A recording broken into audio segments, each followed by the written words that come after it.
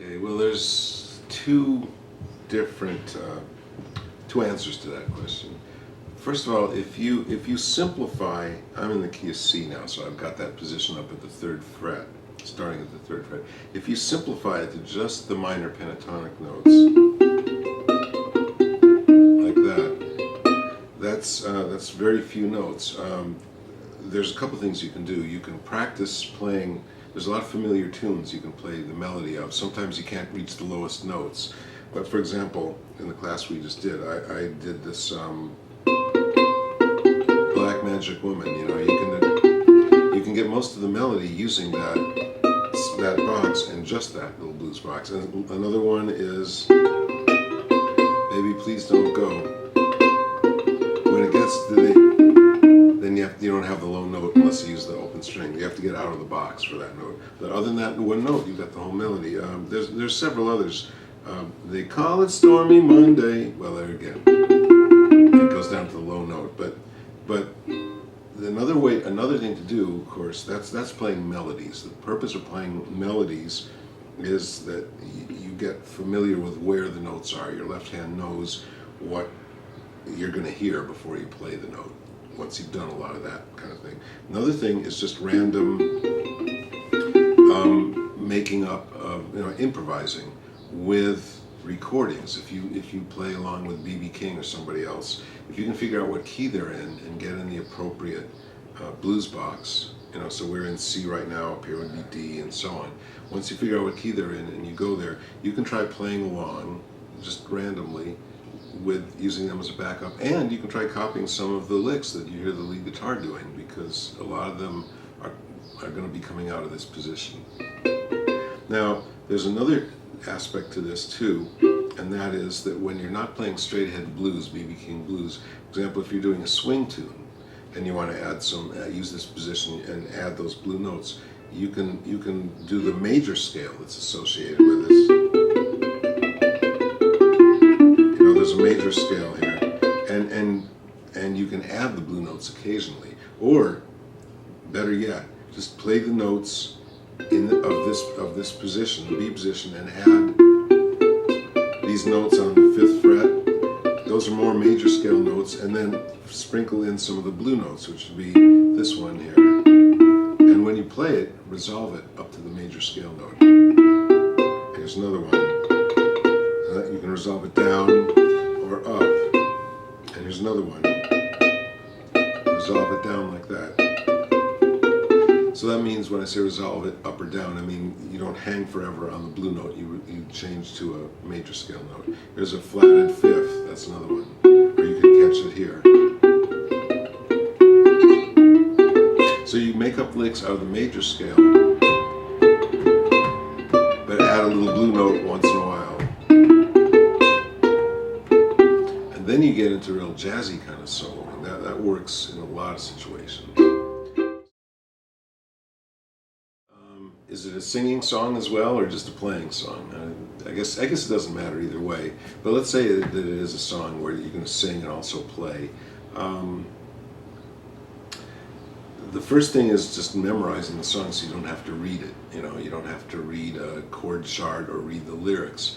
And what I do for lyrics, for example, when I sing songs, I'll sing along with a recording of the song by somebody else.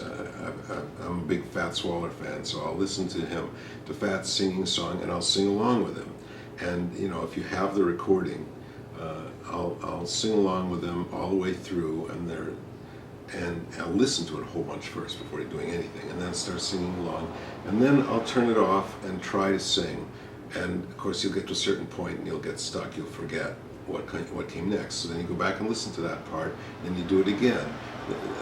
And so, gradually you've memorized the song after going through that process a lot.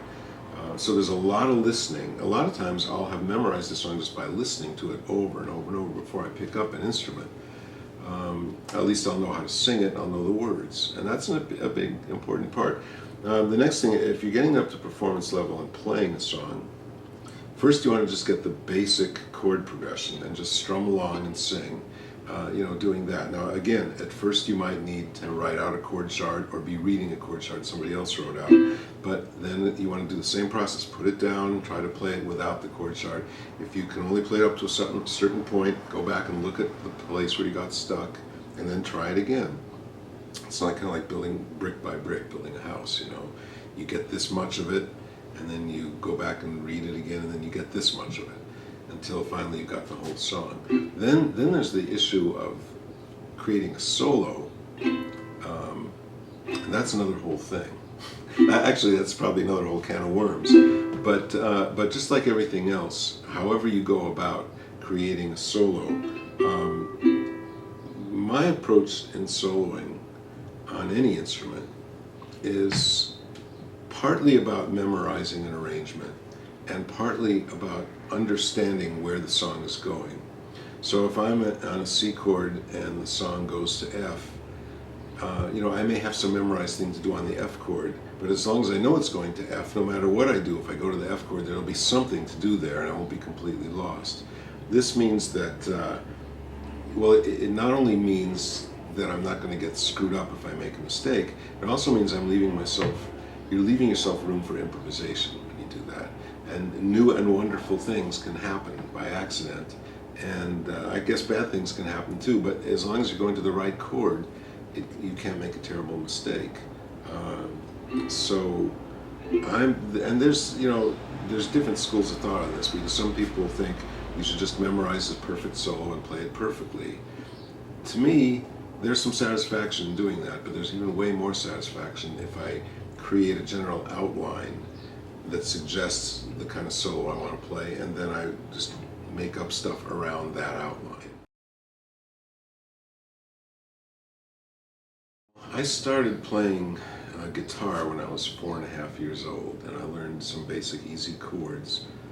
And I put it, after about a year of taking lessons, I put it down, and I picked it up again when I was 11 because Elvis broke out nationally in 1956, and like probably a lot of other guitar players, the guitar came out of mothballs, because I wanted to play Elvis tunes and early rock stuff. And, I could go on and describe from there where I went, but I can think of 2 or 3 little epiphanies regarding my own little arc as a musician. One was that when I had been in college at Berkeley for 3 years, it was time to declare a major.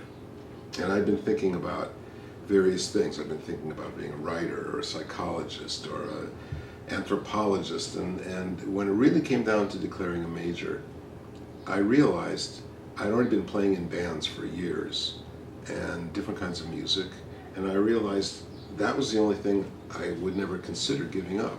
The other things were options I could possibly do or not do. This was something I could not imagine not doing, and I just sort of realized, what am I doing here in college? There's no reason for me to be here. And I actually dropped out and just full-time continued to pursue the music that I was doing and got more serious about it.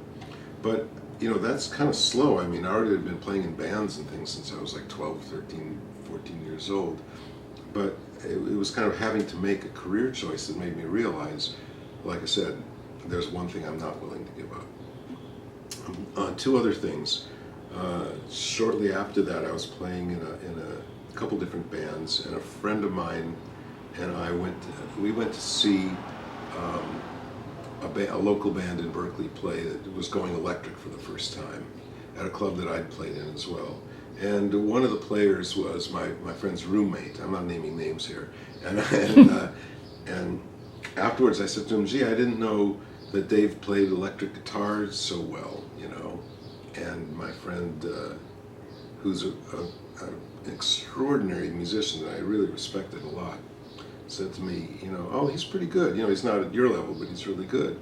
And that was the first time that I had gotten that kind of validation from somebody that I considered, way up there in the scheme of things musically. Not professionally, he's not a famous name in the music business, but somebody who, as a player, I thought was just amazing. So if he thought that I was really at a high level, it really raised my expectations of myself, and it was another little epiphany for me. But if I really think back,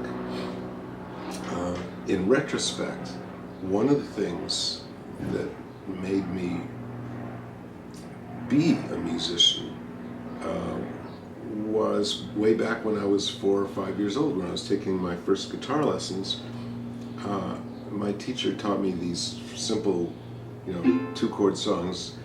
Little red wagon painted blue, little red wagon painted blue. 2-chord song. Skip to my Lou, my darling. And I learned, the basic chords, just the basic 7 or 8 chords that you need to know to play in different keys. And at some point, sitting with the guitar, I realized, it was about a uke-sized guitar, baritone size. I realized that I could play that same song with 2 chords in a different key. And the 3rd key, and a 4th key. I could play it, same. I was understanding, without having any music theory or knowing the names of what I was discovering. I was discovering the 1 to 5 chord relationship. I knew how it sounded, and I knew how to find those chords on the fretboard. And at that point, I wasn't memorizing anymore. I was understanding the real guts of how a song works. And that was when I really became a player rather than a hobbyist. In other words, instead of just memorizing something that the teacher taught me, I was able to start understanding how music really works on the instrument and make up my own stuff. And that was a major point, although I didn't even realize it at the time. But looking back, I get, with all the teaching that I do, observing where other people are at different stages of development, I realize that's a really important stage where you start to hear the changes. You start to hear what's the sound of going from 1 to 4 or 1 to 5. And once you hear that, you might make up your own names for it, but you're understanding the real fundamentals of music, and that's when you can really